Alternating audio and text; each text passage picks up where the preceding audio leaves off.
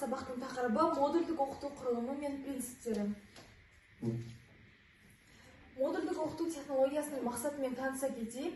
Мақсаты білім алушылардың өз бетінше білім алуының, шығармашылық қабілетіне және де кәсіби құзыреттілігін дамытуға бағытталған оқыту жүйесін қалыптастыру. Толығырақ айтқанда, модульдік оқытудың мақсаты оқу үдерісін біртұтас мазмұндық блоктар, модульдер арқылы бөлу арқылы ұйымдастыру. Модульдік оқытудың міндеттері жеке тұлғаның қажеттіліктерін қанағаттандыру, таным үдерісін дамыту, танымдық қабілеттерді дамыту, сөздік қорды дамыту, оқушылардың және де өзара көмек, бірге бастаған өткізу, және де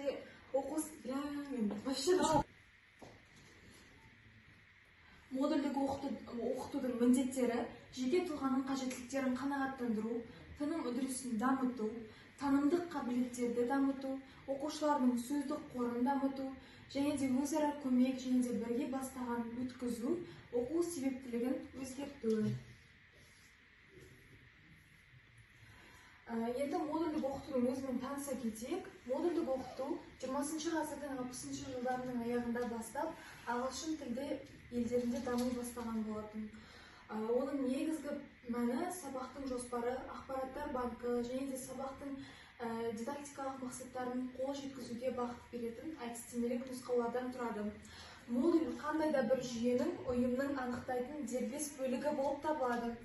Және де модульдік технологиялардың ерекшелігі тек білімді меңгеру емес, оқушының танымдық қабілеттілігін және де танымдық процестерді, жадының алуының түрлерін есту, көру, қимыл ойлауды, ынтаны қабылдау қабілеттілігін дамытып, оны бекіту шығармашылық деңгейін арттыру болып саналады. Ендігі кезекте модульдік оқытудың мәнімен таныса кетейік. Модульдік оқыту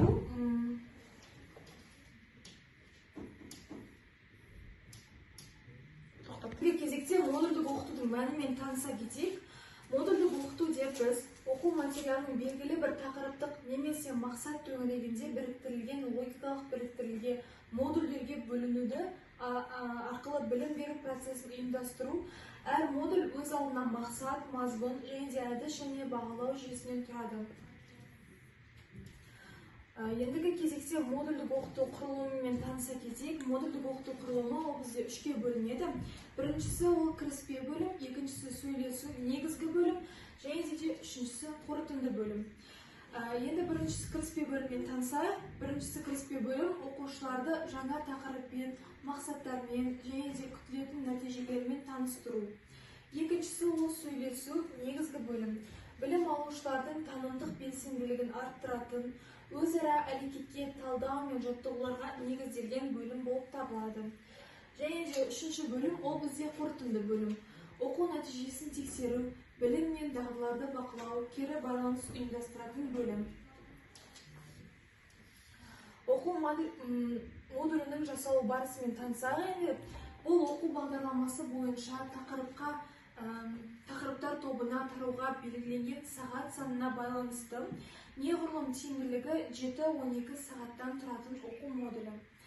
Алайда модульге бөлінген сағат саны 4 сағат болады. Және де Қазақстан тарихы курсында 22 сағатқа математика бойынша дейін ауытқыды.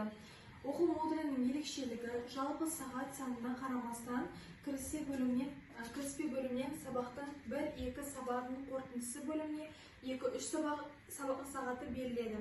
Қалған уақыт 3 пен 17 сағатқа дейінгі оқу туралы сөйлесуге бейімделген қалдырады. Ендігі таңда оқу модулінің кемшіліктері мен артықшылықтары бар, солармен таныса кетейік. Оқу модулінің ең алғашқы кемшілігі ол модульді құрастыру көп еңбекті талап ететін болады. Көп уақытты оқушылар деген кішкене жалығып кететіні бар. Екіншісі ол дұрыс жоспарламаса материалдық толық меңгеру қиындайды. Үшіншісі барлық пән мен тақырыпқа бірдей бейімделу мүмкін емес. Ендігі таңда біз артықшылықтармен танысайық.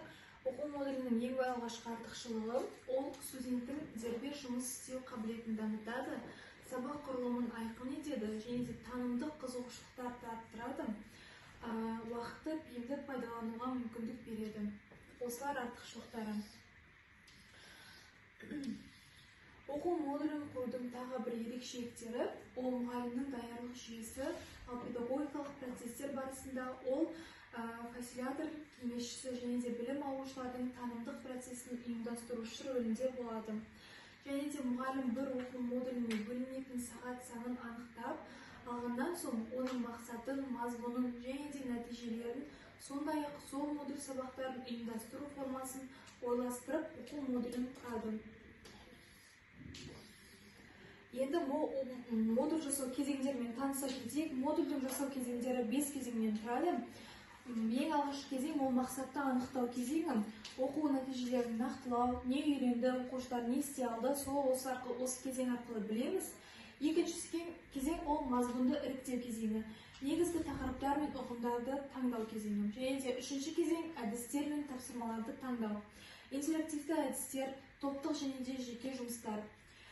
Төртінші кезең ол бақылау түрлерін жоспарлау кезеңі. Аралық және де қорытынды бақылау осы кезең арқылы көрінетін болады. Және де бесінші кезең ол кері байланыс пен рефлексия кезеңі. Студенттің өзін-өзі бақылауына мүмкіндік беруі. Енді қорытындылай келетін болсақ, модульдің оқу технологиясы білім беру процесін жаңаша ұйымдастырудың тиімді тәсілі болып келеді. Және де бұл технология оқу материалының логикалық бірліктерге бөлінуі арқылы білім алушылардың дербестілігін, белсенділігін және де жауапкершілігін арттыруға бағытталған. Назарларыңызға рахмет. Осы енді 13-ші практикалық сабақты қорытындылау үшін мен квиз тапсырмаларын жасап келген болатынмын. Сосын оқушылармен бірге жасайық. Осы 13-ші практикалық сабақты қорытындылау үшін студенттерге квиз тапсырмаларын жасап келген болатынмын. Соларды бірге жасайық.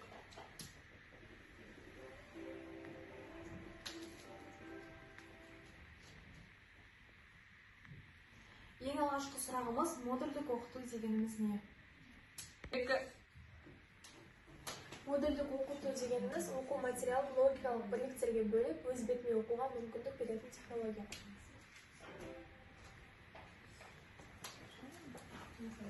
Екінші сұрағымыз модульдік оқытудың негізгі мақсаты қандай? Үшінші сұрақ модульдік оқыту құрылымына не кіреді? Модульдік оқыту құрылымына кіріспе, негізгі және қорытынды бөлімдер кіреді. Хорошо. Келесі кім? Төртінші сұрақ модульдік оқытудың басты ерекшелігі неде?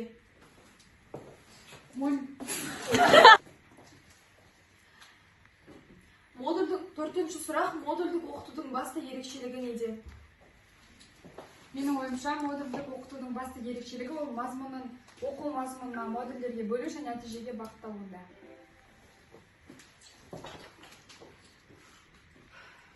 Бесінші сұрақ модульдік оқытудың принциптері қандай?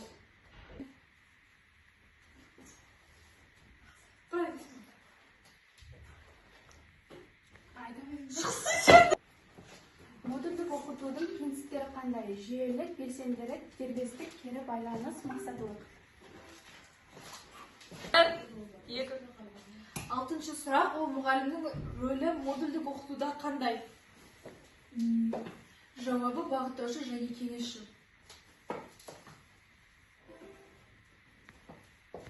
Жетінші сұрақ модульдік оқытудың оқушыға не береді?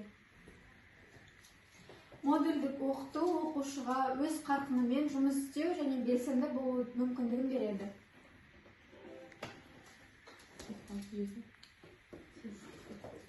Сегізінші сұрақ модульдік оқытудың артықшылықтары қандай? Модульдік оқытушының артықшылықтары танымдық белсенділікті арттырады және өздігінен білім алуға үйретеді. Тоғызыншы сұрақ модульдік оқыту қандай педагогикалық принциптерге сүйенеді? Модульдік оқыту бізде дамыта оқыту, тұлғалық бағдарлы және іс-әрекетке негізделген принциптерге сүйенеді.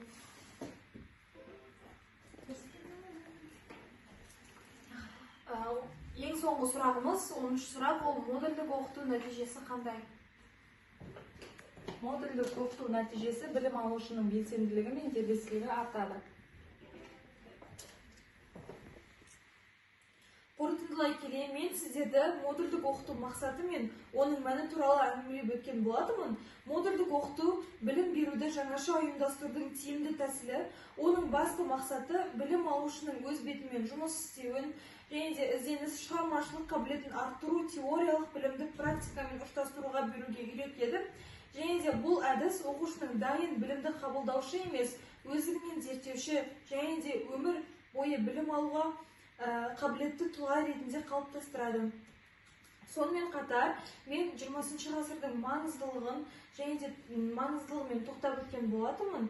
20 ғасырда адамзат өркениетінің барлық саласында, соның ішінде білім беру мен педагогиканың да үлкен өзгерістерге жол ашқан болатын. Дәл осы кезеңде жаңа педагогикалық технологиялар оқыту әдістерін, соның ішінде модульдік оқыту жүйесі дами бастаған болатын. Бұл ғасырда тұлғада бағытталған оқыту шығармашылық еркіндік және де қабілеттілігін дамыту идеялары кеңінен тараған болатын. Жалпы алғанда, модульдік оқыту технологиясының дамуы мен 20 ғасырда педагогикалық жаңашылықтары қазіргі білім беру жүйесінің іргетасы болып табылады. Сондықтан біз бұл тәжірибеден үйреніп, бүгінгі заманда тиімді қолданып, болашақта ұрпақтың сани білімнің алуына мүмкіндік жасауымыз қажет деп ойлаймын.